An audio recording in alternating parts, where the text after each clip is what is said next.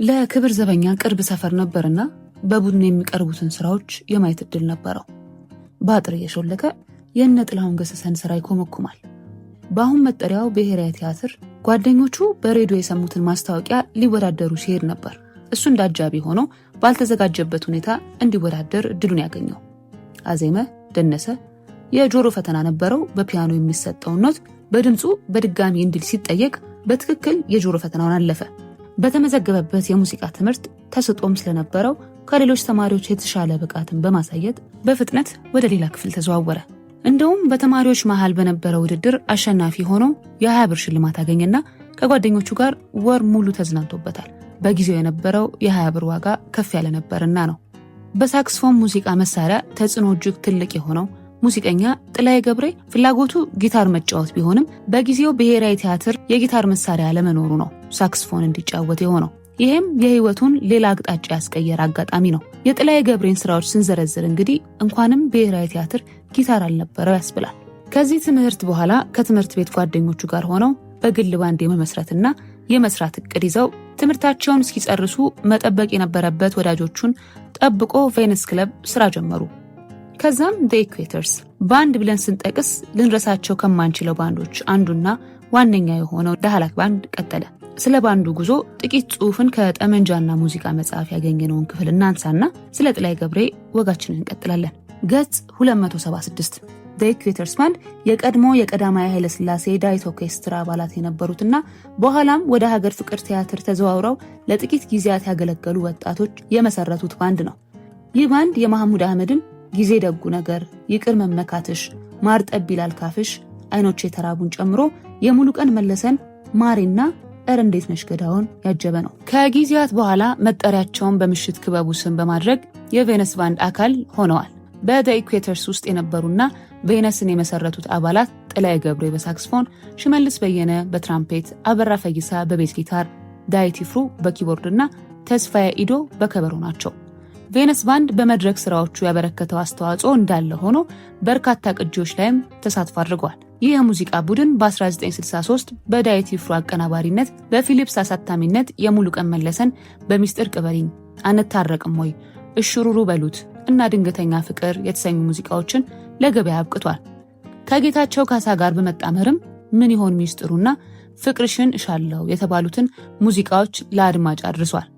የዳዊት ይፍሩ ፀሐይ መውጣት የጀመረችበት ይህ ዘመን በእርሱ ፊት አውራሪነት በቬነስ አጃቢነት የሚኒሊክ ወስናቸውን ምን ነው ባጭር ቀረና እሸት እሸት የተባሉ ሙዚቃዎችም የተሰየሙበት ነው።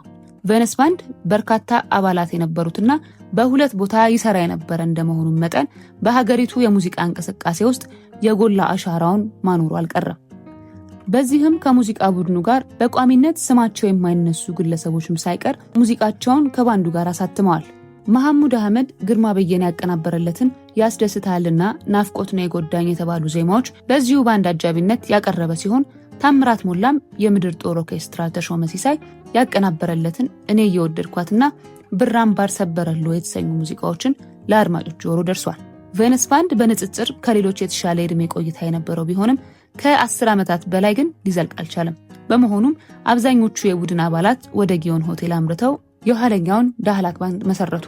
ከቬነስ መፍረስ በፊት ለስብስቡ ጀርባቸውን የሰጡ ባለሙያዎች ከዘሸበሌስ ጋር መስራትን መረጡ። የዳህላክ ባንድ አባላት የሚጋሩት አንድ ትልቅ ትውስታቸው የሬጌው ንጉስ ቦብ ማርሌን በሙዚቃ ማጀባቸው ነው። በ1970ዎቹ መባቻ ወደ ኢትዮጵያ የመጣው የሬጌው ንጉስ አልጋ ከያዘበት ጊዮን ሆቴል የምሽት ክበብ የሚነሳው ድምፅ በለሆሳስ ይሰማው ይዟል። እናም ጋደም ካለበት ክፍል ተነስቶ ወደ ምሽት ክበቡ አመራ። ወደ ቤቱ ሲገባ አንድ ኢትዮጵያዊ ውብ አድርጎ የእሱን ሙዚቃ እየተጫወተ ነበር። ቦብ ለመቀመጫ የሚሆን ቦታ ቢያጣም ወደ ክፍሉ ግን አልተመለሰም። ከፊት ሄዶ እንደ ልጅነቱ ቁጢጥ ብሎ ተቀመጠ። መድረኩ ላይ የተሰየሙት የዳህላክ ባንድ አባላትም ሆነ ድምፃዊ ሪዳ ኢብራሂም ቦብን በወጉ ስላላዩት ትኩረት ሊሰጡት አልቻሉ። እሱ ግን ሙዚቃውን ከነሱ ጋር ለመጫወት ሽቷል። አብረውት ከጃማይካ ከመጡት ወዳጆቹ አንዱንም ልኮ አንድ ሰው የቦብን ሙዚቃ መጫወት ይፈልጋል ፍቀዱለት የሚል ጥያቄን ያቀርባል። ኪቦርድ ላይ የተሰየመው ቴዎድሮስ መኮንን ዳህላክ ባንድን የተቀላቀለው የዳዊት ይፍሩን ለትምህርት ወደ ሩሲያ መሄድ ተከትሎ ነው። እሽታውን ገልጾ ከአጋሮቹ ጋር ዳግም የቦብን ሙዚቃ መጫወት ጀመረ። ድምፁን ሲሰሙ ቢጠራጠሩም ቦብ ነው ብለው ግን ሊያምኑ አልፈለጉም። በዚህም ሁኔታ ቦብን ያጀቡበትን መድረክ ጣዕሙን ሳያውቁት አለፈ። የባንዱ ትራምፔት ተጫዋች ሽመልስ በየነ እንዳጫወተኝ ቦብ ማርሌን ብቻ ሳይሆን ቢሊ ኦሽንም የማጀብ ዕድል ገጥሟቸው እንደነበር የገባቸው ከዚያ በኋላ ነበር። በሙዚቀኝነቱ ብቻ አይደለም፣ በባንድ የነበረውም ቆይታ እንግሊዘኛ ዘፈኖችን በመጫወት ተሳትፎ ነበረው። በዋቢ ሸበሌ ባንድ በጊዮን ጥላሁን ገሰሰ፣ ሙሉቀን መለሰ፣ ሚኒሊክ ወስናቸው አብረው መድረክ ከተጓራቸው ሙዚቀኞች ውስጥ በጥቂቱ ይጠቀሳሉ። ዳህላክ ባንድ የሙሉቀን መለሰ ስኬታማ አልበም ላይ አጃቢ በመሆን በተለይ ናኑ ናኑ ናዬ አልበም ሙሉቀንን በይበልጥ የሰው ልብ ውስጥ ያስገባው አልበም የዚሁ ባንድ አሻራ ነው። ሙዚቀኛና ሙዚቃ መሳሪያ ተጫዋች ከመሆኑ ውጪ ደግሞ ደራሲም ጭምር ነው። ዜማ ሲደርስ እነ ተስፋዬ ለማ በፉጨት እንደ ብዙዎቹ ደግሞ በማንጎርጎር ሳይሆን ጥላይ ገብሬ በሳክስፎኑ ነው ዜማ የሚደርሰው። ከደረሳቸው ድርሰቶች መሃል መልካሙ ተበጀ፣ እድሌ ነው፣ የገነት ፍሬነሽና ሌሎችም ይጠቀሳሉ። ዋሊያስ ባንድ ሌላው እንዲሁ የሀገራችንን ባንዶች ስም ስንጠቅስ የማንዘለው ባንድ ነው። ባንዱ ወደ አሜሪካ ጉዞ ሊያደርግ ሲል የሚጫወቱበትን መሳሪያ በ40 ሺህ ብር አቶ አቢሰሎም አድጎ ገዝተው ያበረከቱት ሀ ብሎ ለጀመረው የሮሃ ባንድ ነበር።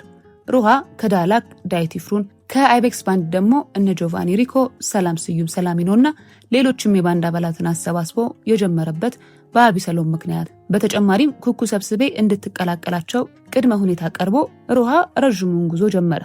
ታዲያ የዋሊያስ ባንድ ከሀገር ውጭ መውጣት የጥላይ ገብሬን ጓዝ አሸክፎ ወደ አሜሪካ ያስጓዘው አጋጣሚ በባንድ ውስጥ ሳክስፎን ተጫዋች በመፈለጋቸው ነበር። እንደወጣም ብዙ ጊዜ እዛው አሜሪካ ነበር ቆይታው። በእርግጥ ከዛ ሆኖ የተጫወታቸው በመሳሪያ የተቀነባበሩ ስራዎችም እንዲርቀን አላደረጉትም። ይህ ሙዚቀኛ ወደ ሀገሩ ተመልሷል ከረዥም ቆይታ በኋላ። በአዲስ ጃዝ ፌስቲቫል ኮንሰርት አብሮ ብዙ ካሳለፋቸው ሙዚቀኞች ጋር ስራውን ሊያቀርብ ነው። ጊዮን ሆቴል ከየካቲት 30 እስከ ጥር 2 በሚኖረው ቆይታ እናገኘዋለን።